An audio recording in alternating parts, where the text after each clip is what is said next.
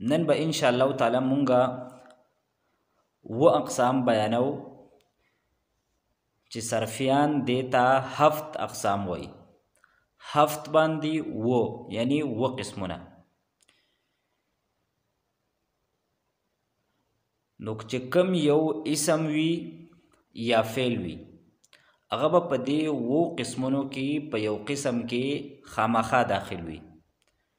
ته دې و قسمونو نه به بهر نه وي. هغه و قسمونه کم دي؟ صحیح، نمبر 2 مثال، نمبر 3 اجوف، نمبر 4 ناقص، نمبر 5 محموز، نمبر 6 لفیف، اوم او اخرانه مضاف. و صاحب کتاب د هر یو تعریف کوي او د مثالونو په ذریعه سره به د هغې وضاحت کوي. نو صحیح به مونږ دې ته وایو چې د هغې د فا، عین او د لام یعنی د حروف اصلیو په مقابله کې حرف علت، حمزه یا دو حرفه د یو جنس نوي، یعنی چې په هغې کې درې شرایط وي چې د هغې د فا، عین، لام کلمې په مقابله کې نه حرف علت وي، دویم نمبر حمزه هم نه وي، او دریم نمبر د یو جنس دو حروف هم پکې نه وي. چې کله پکې دا ټول شرایط موجود وو نو دغې لفظ ته که اسم وي او که فعل وي دې ته به مونږه صحیح وایو. مثلا نصرن، نو نصرن دا اوس صحیح دی ځکه چې دا د فعلن په وزن باندې دی. د دې د فا، عین او د لام کلمې په مقابله کې نه حرف علت شته دی، نه حمزه شته دی او نه دو حروفه د یو جنس شته دی. نصرن دا د اسم مثال دی او د فعل مثال دی نصوره بر وزن فعله. څنګه چې نصرن صحیح دی نو دا قشانتی دا فعلن دا هم صحیح دی. نو صحیح څه ته وایي؟ اگر فا، عین اور لام کلمہ کے مقابلے میں کوئی حرف علت، حمزہ اور تضعیف یعنی دو حرف ایک جیسے نہ ہو. او تدینه مونږه آسان تعبیر دا وکړو چې د یو جنس دو حرفونه پکې نه وي، یعنی دو باغانې پکې نه وي یا دو جیم پکې نه وي، دو لامونه پکې نه وي د فا، عین او د لام کلمې په مقابله کې، تو اسے صحیح کہتے ہیں. جیسے نصر بر وزن فاعل او نصوره بر وزن فعل. مثال به مونږ دې ته وایو کچری د فا کلمې په مقابله کې حرف علت یعنی وو یا یاو نو دې ته به مونږ مثال وایو. کچری د فا کلمې په مقابله کې واو نو دې ته به مونږ مثالی واوی وایو. او کچری د فا کلمې په مقابله کې یاوا نو دې ته به مونږ مثالی یایی وایو. مثال کی دو قسمیں ہیں، مثال واوی او مثال یائی. مثال واوی وہ ہے جس کے فا کلمہ کے مقابلے میں حرف علت واو ہو، جیسے وصل بر وزن فعل. نو کدل تمونگا اگورو نو پا وصل کی د فا کلمې په مقابله کې واو راغلی نو د وصل ته به مونږه مثال واوی وایو او دا د اسم مثال دی. د فعل مثال دی وسوله بر وزن فعله. نو په وسوله کې هم د فا کلمې په مقابله کې واو راغلی نو وسوله ته به مونږه مثال واوی وایو. او که چرې یاوه نو دې ته به مثال یایی وایو. مثال یایی وہ ہے جس کے فا کلمہ کے مقابلے میں حرف علت یا ہو. د اسم مثال دی یسرن بر وزن فاعل او د فعل مثال دی یسرا بر وزن فعل. نو دلته د فا کلمې په مقابله کې یا راغله نو دی وجینا د یسرن او یسرا ته به مونږه مثال یایی وایو. نو د مثال خلاصه دا شوه چې مثال به مونږه هغې لفظ ته وایو چې د هغې د فا کلمې په مقابله کې واو راغلی وي. بیا د مثال دو قسمونه دي، که چېرې د فا کلمې په مقابله کې واو نو دې ته به مونږه مثال واوی وایو، او که چېرې د فا کلمې په مقابله کې یا وه نو دې ته به مونږه مثال یایی وایو. دریم قسم د اجوف. کچری د عین کلمې په مقابله کې حرف علت واو یا یا راغلی نو دې ته به مونږ اجوف وایو. یعنی د اجوف تعلق دا د عین کلمې سره دی. څنګه چې د مثال دو قسمونه دقه شانتي د اجوف هم دو قسمونه دي. کچری د عین کلمې په مقابله کې واو نو دې ته به مونږ اجوفي واوي وایو، او کچری د عین کلمې په مقابله کې یا وا نو دې ته به مونږ اجوفي یایی وایو. اجوف کی دو قسمیں ہیں. نمبر 1 اجوفی واوی، نمبر 2 اجوفی یائی. اجوفی واوی وہ ہے جس کے عین کلمے کے مقابلے میں حرف علت واو ہو. داغی مثال دے لکا قول دا دا اسم مثال لے، او قوالا دا دو فعل مثال لے. نو کدل تا مونگا اگورو نو دا عین کلمے پا مقابلہ کی واو راغل لے، نو دی قول او قوالا تا با مونگا اجوفی واوی وایو. او اجوف یایی به مونږ هغې ته وایو چې د هغې د عین کلمې په مقابله کې حرف علت یا راغلی وي. د اسم مثال دی بیع او د فعل مثال دی بیعا. نو دلته د عین کلمې په مقابله کې یا راغلی، لہذا د بیع او د بیعا د اجوف یایی دی. نو د اجوف خلاصه دا شوه چې اجوف به مونږ هغې ته وایو چې د هغې د عین کلمې په مقابله کې حرف علت وي. بیا که چرې واو نو اجوف واوي، او که یاوه نو اجوفی یایی. سلورم قسم ناقص. ناقص به مونږ هغې لفظ ته وایو چې د هغې د لام کلمې په مقابله کې حرف علت راغلی وي.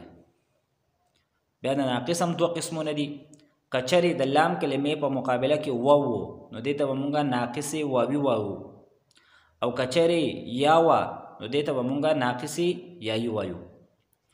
نو فرمائی ناقص اگر لام کلمے کے مقابلے میں حرف علت واو یا یا ہو تو اس کو ناقص کہتے ہیں. ناقص کی دو قسمیں ہیں. نمبر 1 ناقص واوی، نمبر 2 ناقص یائی. ناقص واوی وہ ہے جس کے لام کلمہ کے مقابلے میں حرف علت واو ہو، جیسے دعون دا دا اسم مثال لے، او دعوا دا دا فعل مثال لے. نو کدلتا مونگا اگورو نو د لام کلمې په مقابله کې واو راغلی، لہذا دعون او دعوا دا ناقص واوی دے. او ناقص یائی وہ ہے جس کے لام کلمہ کے مقابلے میں حرف علت یا ہو، جیسے رمیون دا دا اسم مثال لے، او رما دا دا فعل مثال لے. نو دلته د لام کلمې په مقابله کې یا راغلی دا، لہذا رمیون او رما ته به مونږ ناقص یائی وایو. تدې خلاصه دا شوه چې ناقص به مونږ هغې لفظ ته وایو چې د هغې د لام کلمې په مقابله کې حرف علت راغلی وي. بیا که چرې واو نو ناقص واوي، او که یاوه نو ناقص یایی. خو دلته به مونږ دا خبره یاد ساتو چې مثال اجوف او ناقص ته دې تعلق دا د حرف علت سره دی، خو په دې کې یو حرف علت وي. یعنې که چرې د فا کلمې په مقابله کې یو حرف علت نو مثال، که د عین کلمې په مقابله کې و نو اجوف، او که د لام کلمې په مقابله کې و نو ناقص. وسو د لفیف تعلق د دو حرف علت سره دی، چې په کوم ځای کې یو کلمه لفیف وي نو په هغې کې به دوه حروف علت راغلی وي. نو تعریف صاحب کتاب کړی دی، اگر کسی لفظ میں دو حرف اصلی حرف علت ہو تو اس کو لفیف کہتے ہیں. یعنی د دو حروف اصلیو په مقابله کې دو حروف علت راغلیو نو دغه تبا لفیف وایو. بیا د لفیف دو قسمونه دي، یو د لفیف مفروق او دویم د لفیف مقرون. مفروق دا د فرق نه وته دی، یعنی په دې کې حرف علت جدا جدا وي، په منځ کې پکې بل حرف راغلی وي. او مقرون باندې دا قرن نه وته دی، او د قرن معنی دا یوځای پیوست.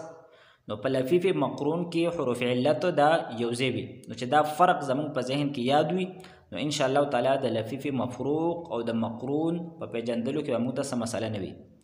نو اوس لفیف مفروق څه ته وایي؟ لفیف مفروق به موږ هغې لفظ ته وایو چې د هغې د فا او د لام کلمې په مقابله کې حرف علت وي.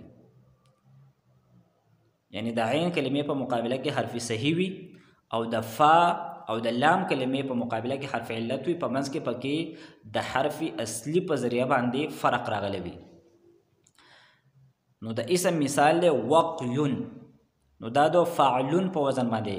نو که مونږ وګورو نو دلته د فا په مقابله کې وو حرف علت راغلی دی او د لام کلمې په مقابله کې یا حرف علت راغلی دی او د دې دواړو په منځ کې د قاف حرف اصلي په ذریعه باندې فصل راغلی دی، جداوالی راغلی دی.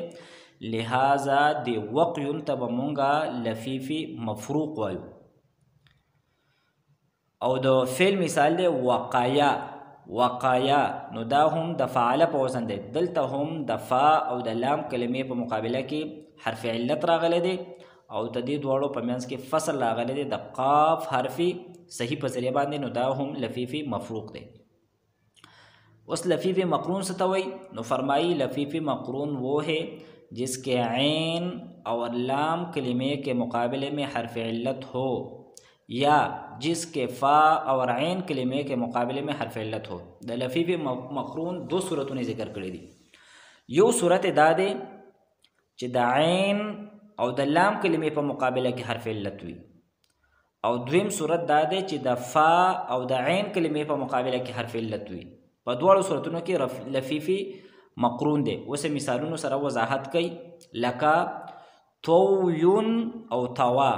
طویون او طوایا. طویون دا د اسم مثال دی او طوایا دا د فعل مثال دی. نو که دلته مونږ وګورو نو دلته په طویون او طوایا کې د عین او د لام کلمې په مقابله کې دوه حروف علت راغلي دي. د عین په مقابله کې وو دی او د لام کلمې په مقابله کې یا ده او دا دواړه یو ځای راغلي دي. نو دې وجه دې ته به مونږ لفیفي مقرون وایو. دریم مثال ذکر کوي لکه ویلون بر وزن فعلون. نو فویلون کې د فا او د عین کلمې په مقابله کې دوه حروف علت راغلي دي. نو دا ویلون دا هم لفیف مقرون دی. خو دا کوم مخکینی مثالونه طویون او طوا په دې کې د عین او د لام کلمې په مقابله کې حرف علت راغلی دی او په ویلون کې د فا او د عین کلمې په مقابله کې راغلی. خو په دواړو صورتونو کې دا لفیف مقرون دي ځکه چې دا حروف علت دا یو ځای دي. نو د لفیف د دې خلاصه دا شوه که چېرې په یو لفظ کې د دوو حروف اصلیه په مقابله کې دوه حروف علت راغلی دې ته به مونږ لفیف وایو. بیا د لفیف دوه قسمونه دي، لفیف مفروق او دویم د لفیف مقرون. مفروق د فرق نه دی او مقرون د یو ځای کېدو نه دی. نو لفیف مقرون به مونږ هغې ته وایو چې په هغې کې د فا او د لام کلمې په مقابله کې حرف علت وي، او لفیف مقرون به مونږ هغې ته وایو چې په هغې کې د عین او د لام کلمې په مقابله کې یا د فا او د عین کلمې په مقابله کې حروف علت وي. بل قسم دی په 7 اقسام کې محموز. محموز دا د حمزې نه وتی دی، یعنی په یو لفظ کې د فا عین او د لام کلمې په مقابله کې حمزه و نو دې ته به محموز وایو. مصنف ته دې تعریف کړی دی اگر فا عین یا لام کلمې کے مقابلے میں حمزہ ہو تو اس کو محموز کہتے ہیں. یعنی د حروف اصلیو په مقابله کې حمزه راغلی وه نو دغه لفظ ته به مونږ محموز وایو. بیا د محموز درې قسمونه دي، یو دی محموز الفا، دویم دی محموز العین او دریم دی محموز اللام. محموز الفا چې د یو لفظ د فا کلمې په مقابله کې حمزه وي، د هغې مثال دی لکه امرون او امرا. نو دلته په امرون او امرا کې د فا کلمې په مقابله کې حمزه راغلي ده. محموز العین دا به مونږ هغې ته وایو چې د هغې د عین کلمې په مقابله کې حمزه وي لکه سألون او سألا. نو دلته په دې کې د عین کلمې په مقابله کې حمزه راغلي ده. او محموز اللام به مونږ هغې ته وایو چې د هغې د لام کلمې په مقابله کې حمزه راغلي وي لکه قرء او قرأ. نو قرء او قرأ دا د فعلون او د فعله په وزن باندې دی او دلته د لام کلمې په مقابله کې حمزه راغلي ده.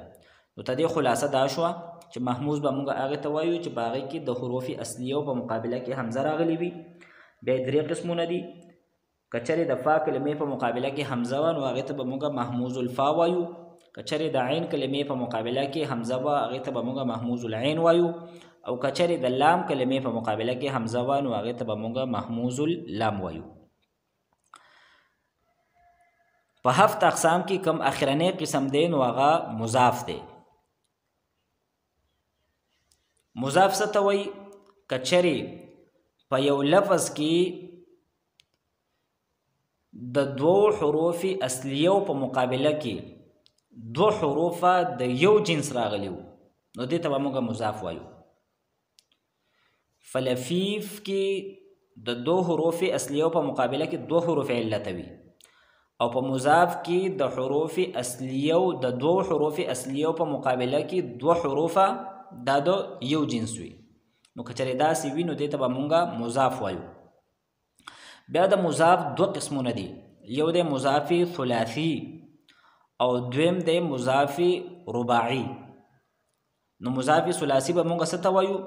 نو فرمائی مضاف ثلاثی وہ ہے جس کے عین اور لام کلمہ کے مقابلے میں دو حرف ایک جنس کے ہو. چې د عین او د لام کلمې په مقابله کې دو حروفه د یو جنس راغلي وي. مثلا مدن دا د فعلون په وزن باندې دی او مددا دا د فعل په وزن دی. نو که دلته موږ وګورو نو په مدن کې او په مدده کې د عین او د لام کلمې په مقابله کې دو حروفه د یو جنس یعنی دو دالونه راغلي دي نو دې ته به موږ مضاف ثلاثي وایو. مضاف رباعی وہ ہے جس کے فا اور لام اول کے مقابلے میں اور عین اور لام ثانی کے مقابلے میں دو حرف ایک جنس کے ہو. مضاف رباعی به موږ هغې ته وایو چې د هغې د فا کلمې او کم دو لامونه په رباعي کې دو لامونه وي نو مضاف رباعي به موږ هغې ته وایو چې د هغې د فا او د لام اول په مقابله کې دو حروفه د یو جنس وي او د عین کلمې او کم دویم دی لام ثانی دی د هغې په مقابله کې دو حروفه د یو جنس وي. مثلا زحزحتن بر وزن فعللتن. نو زحزحتن کې د فا او د لام اول په مقابله کې دوه زاګانې راغلي دي او دا دواړه د یو جنس دي او د عین او د لام ثانی په مقابله کې دوه حاګانې راغلي دي نو دې ته به موږ مضاف رباعي وایو او دا د اسم مثال دی او د فعل مثال دی زحزح بر وزن فعلل. نو دلته موږ که وګورو نو د فا او د لومبي لام په مقابله کې هم دو زاګانې دي او د عین او د لام ثانی په مقابله کې دوه حاګانې دي نو دې ته به موږ مضاف رباعي وایو. بیا دا کم سلایډ نمبر 44 دی نو په دې کې دا کم 7 اقسام دي نو ته دې نقشه دغه کړې ده او ته دغه ټولو مثالونه ورکړي دي. مثلا لومبی مثال ورکړی دی صوباره نو دا صحیح دی ځکه چې د صحیح کم تعریف دی نو هغه په دې باندې صادق راځي فټ پې راځي ځکه چې نه په دې کې حرف علت شته نه پکې حمزه شته او نه پکې دو حروفه د یو جنس شته دی لہذا دا صوباره دا صحیح دی او دا صوباره دا پکې حروف صحیح دي. دوی مثال ورکړی دی وصاله دا مثال واوی دی ځکه چې د فا کلمې په مقابله کې واو راغلی دی واو پکې فا کلمه ده سواد پکې عین کلمه ده او د لام پکې لام کلمه ده نو دلته د فا په مقابله کې واو راغلی دی لہذا دې ته به موږ وایو مثال واوی. او کم یساره ده نو دا هم مثال دی خو بیا د مثال په قسمونو کې مثال یایی دی ځکه چې د فا کلمې په مقابله کې یا راغله.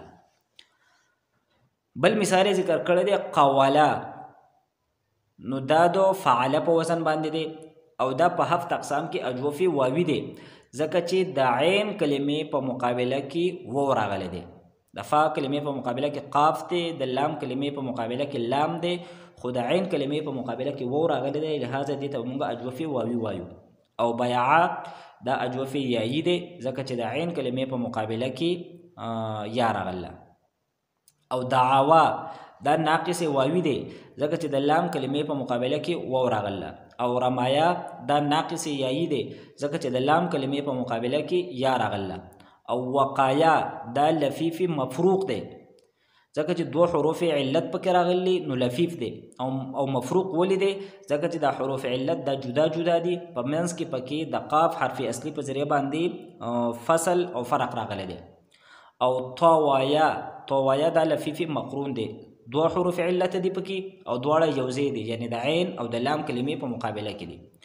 بیا اماره دا محموز الفا دی ځکه چې د فا کلمې په مقابله کې حمزه راغلی ده، او سأله دا محموز العين دی ځکه چې د عین کلمې په مقابله کې حمزه راغلی ده، او قرأ دا محموز اللام دی ځکه چې د لام کلمې په مقابله کې حمزه راغله، او مددا دا مضاف ثلاثي دی ځکه چې د عین او د لام کلمې په مقابله کې دوه حروف د یو جنس راغلي، او زلزله دا مضاف رباعي دی ځکه چې په دې کې دوه حروف د یو جنس راغلي دي، د فا او د لام اول په مقابله کې دوه زاګانې راغلي دي، او عین او د لام ثانی په مقابله کې دوه حروف د یو جنس راغلي دي او هغه دوه لامونه دي.